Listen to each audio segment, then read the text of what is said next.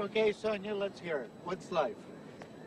Well, in system language, the answer would be the essence of life is self-organization. What's so funny?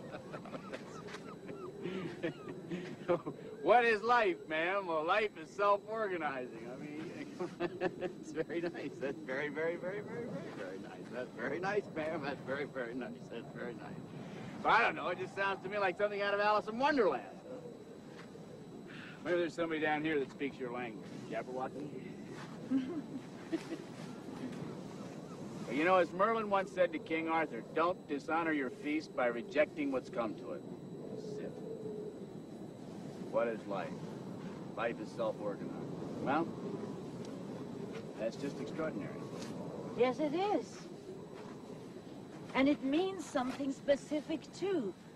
It means that a living system is self-maintaining, self-renewing, self-transcending. What does self-maintaining mean?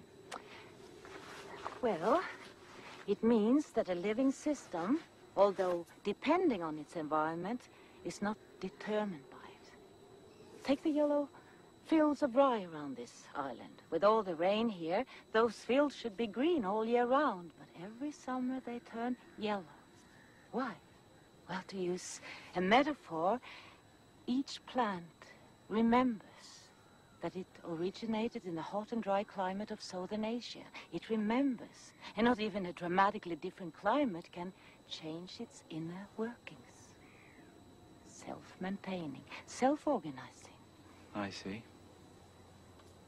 What about self-renewing? What does that mean? Take us.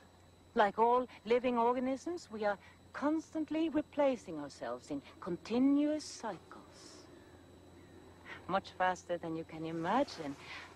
Your pancreas, for example, do you know that it replaces most of its cells within 24 hours? That means that you wake up with a new pancreas each morning and a new stomach lining as well. And your skin, do you know that your skin falls off at the rate of 100,000 cells a minute? Do you know that most of the dust in our homes consists of our own dead skin cells? That'll get into a poem. Our households are filled with dead skin. But at the same time, as all these dead cells are being shed, just as many are dividing and producing new skin. That's self-renewing. As Heraclitus once said, a man can't step into the same river twice. Sonia says a man can't shake hands with the same man twice with the same hand, right? Yes and no. Though most of our cells are being replaced, we do recognize each other because, you see, the pattern of our organization is still the same. That's one of the important characteristics of life. Continuous structural change, but stability in the pattern of the system's organization. And that's all there is to life? No, there is self-transcending. See, self-organization is not only the living systems maintaining themselves and continuously renewing themselves. It also means that they have an inherent tendency to transcend themselves, to reach out and create new forms. See, that is one of the most exciting parts to me, that the basic dynamics of evolution, it's not adaptation, it's creativity. You mean the living systems will evolve just for the hell of it, that they'll sort of go exploring whether they need to for survival or not, so that I'm not so far out of step as I usually suppose? No, you're not. Creativity is a basic element of evolution. Every living organism has the potential for creativity, for surprising and transcending itself. Creating what, for instance? Beauty? Oh, yes. Beauty, too. See, evolution is so much more than adaptation to the environment. Because what is the environment, if not a living system, which evolves and creatively adapts itself? So, which adapts to which? Each to the other. They co-evolve.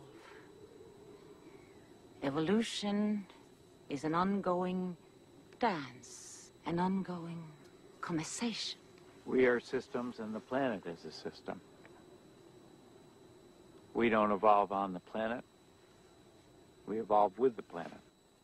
Wouldn't it be extraordinarily powerful if you could introduce just that one idea into the political dialogue? Yeah, Jack, there might be something in this for you to renew your candidacy. Well, as for Sonia and myself.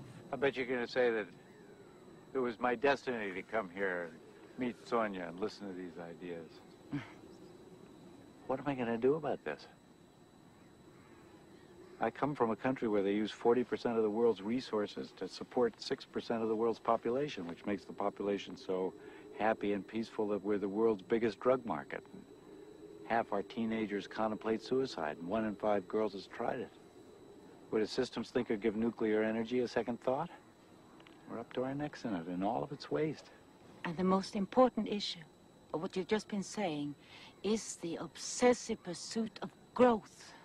Now that has to stop. I know. I've been all over this 100 times. Obsessive growth, pathological growth, destructive growth. But how are you going to get anybody to accept it? What am I going to do? Where do you start? We have to give importance to the next generation. And the next.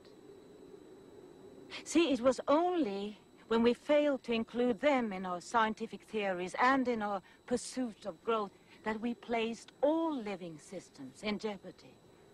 Just contemplate that horrifying fact that we are leaving to our children the most poisonous of wastes, plutonium. It's going to remain poisonous for the next generation, and the next, and the next. In fact, it's going to remain poisonous for 500,000 years. We should never have accepted that theory, knowledge is power. We should never have accepted the idea that what's good for General Motors is good for America. We need a sustainable society, one in which our needs are being satisfied without diminishing the possibilities of the next generation. But you're asking me, what should you do?